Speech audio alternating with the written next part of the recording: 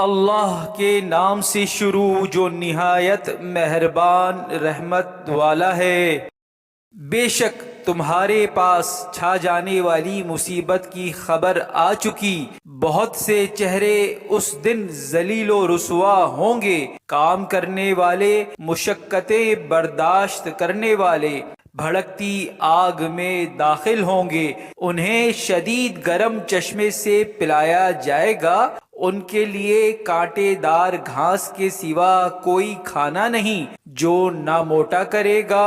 اور نہ بھوک سے نجات دے گا۔ بہت سے چہرے اس دن چین سے ہوں گے، اپنی کوشش پر راضی ہوں گے، بلند باغ میں، اس میں کوئی بیہودہ بات نہ سنیں گے، اس میں جاری چشمے ہوں گے، اس میں بلند تخت ہوں گے اور رکھے ہوئے گلاس ہوں گے، اور صف در صف گاؤ تکیے لگے ہوئے ہوں گے اور عمدہ قالین بچھے ہوئے ہوں گے۔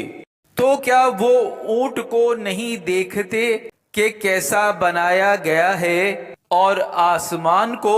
کیسا اونچا کیا گیا ہے، اور پہاڑوں کو کیسے قائم کیا گیا ہے، اور زمین کو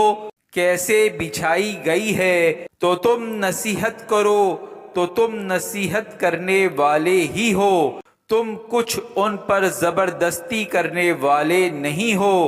ہاں، جس نے منہ پھیرا اور کفر کیا تو اسے اللہ بہت بڑا عذاب دے گا، بے شک ہماری ہی طرف ان کا لوٹنا ہے، پھر بے شک ہم پر ہی ان کا حساب لینا ہے۔